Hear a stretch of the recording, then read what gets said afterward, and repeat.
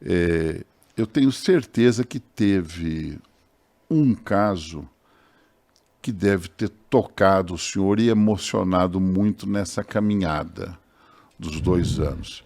Eu gostaria, claro, o senhor preservando a identidade, obviamente, qual o paciente que a doença levou e que mais tocou o senhor, que mais chocou, que mais lhe deixou uma marca?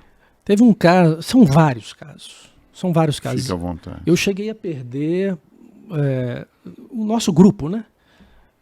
6 a 7 pacientes em 24 horas. Não sei, O senhor chegou a perder em 24 horas 7 pacientes que o senhor estava atendendo? Que a gente examinava hoje, estava tudo bem, chegava amanhã, já estava no CTI e daí a pouco já tinha morrido, insuficiência respiratória. Isso no auge da pandemia, eu estou falando de um único grupo. 2020. E o ano passado, 2021, depois que estourou aquela cepa de Manaus, nos primeiros meses do ano. Isso. Né? Aquela cepa de Manaus, ela teve uma mutação que a tornou mais agressiva e começou a pegar os jovens, que não era uma realidade tão comum. Um caso me chamou muito a atenção e me deixou, até hoje, é um caso que mexe muito comigo, porque eu participei vivamente dessa história. Na verdade, tem vários casos. Quando eu começo a falar já vem... Anota aí, né? Quero saber. Esse caso, na verdade, é uma história de uma família, mas a pessoa que teve mais à frente dessa história era um rapaz de 45 anos de idade, morador aqui de Belo Horizonte, morava na região da Nova Suíça, e ele morava num apartamento sozinho, ele era solteiro, e deixou os pais no apartamento deles. Os pais... Separado dele. Os pais com 75 anos, ambos. E ele era filho único. Depois de quase um ano da pandemia, quando chegou no Natal de 2020, que nós não sabíamos que ia ter aquela explosão de Manaus logo em seguida, exatamente, e todo mundo saturado. Querendo encontrar família. Isso. Ele resolveu fazer uma reunião, depois de um isolamento, desde o início da pandemia, com alguns poucos amigos no apartamento dele. Chamou 10 pessoas, e muita gente já estava fazendo isso naquele final de ano. Né? A saturação mental estava muito grande. E ali alguém estava infectado. Alguém estava infectado, sem sintomas, já estava transmitindo. Alguém passou para ele. E alguns poucos dias depois, 4 ou 5 dias depois, ele ainda sem sintomas, foi visitar os pais para levar comida, para fazer ajudar num supermercado, etc. E tal, porque os pais estavam quietinhos em casa, não faziam mais nada a não ser se isolar. E ele dava uma assistência indo lá de vez em quando para levar uma comida, uma alimentação, etc. E tal. Quando ele foi visitar os pais, ele ficou lá pouco tempo, mas sempre dá um abraço, etc. E tal. E já no dia seguinte, ele começou a ter os sintomas da Covid. Passou para os pais. Num intervalo de 7 dias, depois da festa, ele estava procurando o hospital e 2 dias depois os pais procuraram o hospital. O pai, a mãe e ele ficaram graves o suficiente para internarem-se. Então eles ficaram nos apartamentos um do lado do outro. Os 3 internados no mesmo hospital. E do apartamento um do lado do outro. Ele foi o primeiro a ir para o CTI. No dia seguinte, os pais foram para o CTI. E ficaram em boxes próximos. Não foram um do lado do outro, mas em boxes próximos. Ele piorou.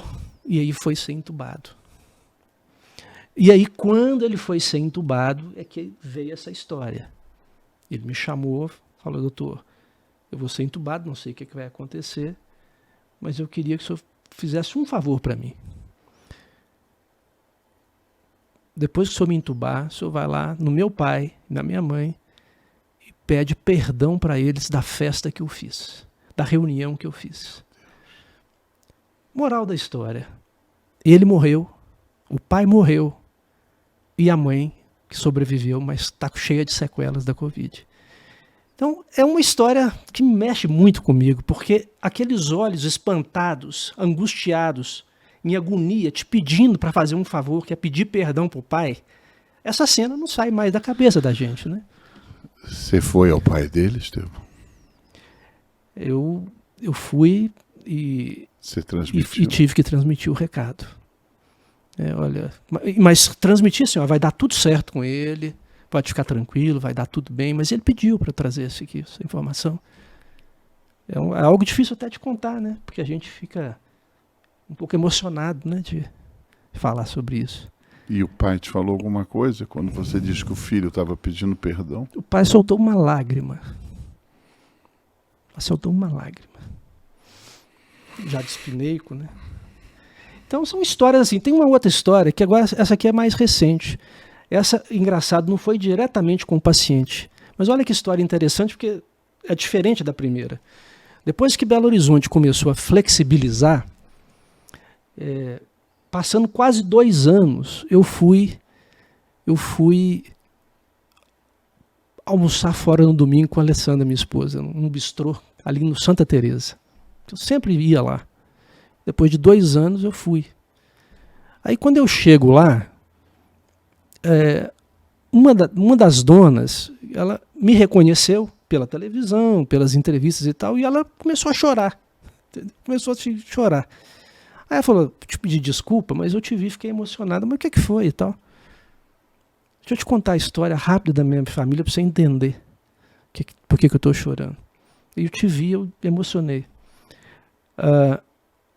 Na época que explodiu a cepa de Manaus, mais ou menos em março, abril de 2021, foi quando os hospitais ficaram mais cheios. Lembro.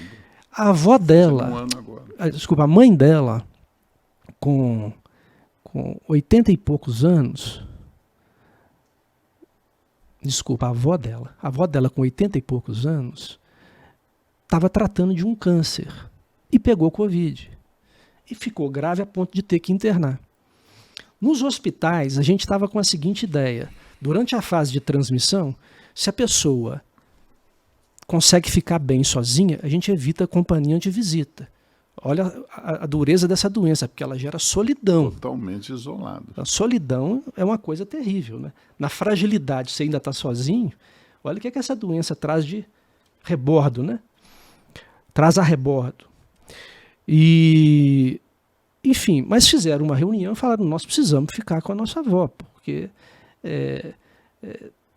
uma idosa com 85 anos tratando de câncer, não vai ficar sozinha. Meu Deus.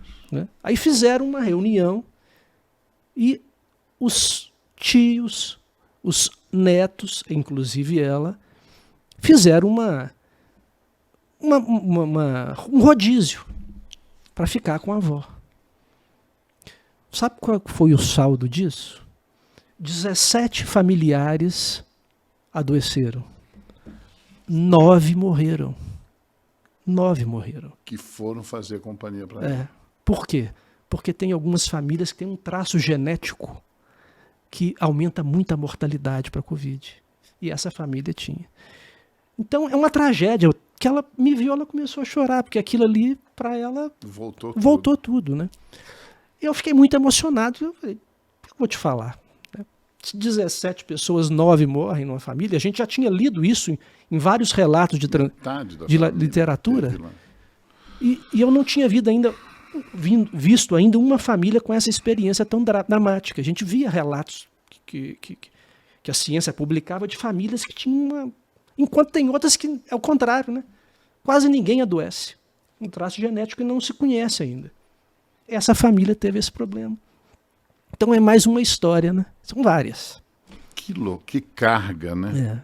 Um abraço para o Luiz de Brasília, que está nos acompanhando, mandando abraço para o senhor aqui também. Obrigado. Eu fico até balançado, é difícil a gente, né, resgatar o raciocínio, porque é drama de tantas as famílias, e quando eu vejo o senhor, que é um especialista dos maiores, falando traços genéticos de famílias, mas ainda não conseguiu se identificar que traço é esse, o que é, né? Não. Epidemiologicamente, a gente consegue perceber que por algum motivo genético, aí tem algumas hipóteses, algumas famílias, isso serve para qualquer doença infecciosa, vão lidar bem melhor com a Covid e outras muito pior. Então, é uma doença que está ainda em descobertas, né? Assim, nós estamos tentando entender ainda, embora tenha sido uma evolução de conhecimento recorde na história da medicina, mas tem muita coisa ainda que nós não sabemos. Meu irmão entubou, tá ótimo hoje, graças a Deus. Meu irmão entubou 10 dias. Minha cunhada ficou com ele no hospital lá em Campinas o tempo todo. Minha cunhada nunca teve Covid. E que são traços genéticos diferentes, né? Porque ali são coisas assim que não dá para entender. Não dá né? para entender. A gente não consegue entender, né? Agora, essa questão do seu irmão é uma questão assim de um vitorioso. Graças a Deus e a medicina. Porque na época pior da pandemia, agosto do primeiro ano, agosto de 2020. Nessa época, de 50% a 70% das pessoas que iam para o tubo morriam. Era desesperador. Ele vai para o tubo, ele tem uma chance em 2 de morrer. Em 2 de morrer. Então, ele é um vencedor. Né? Graças Todos a esses Deus. que voltaram são vencedores.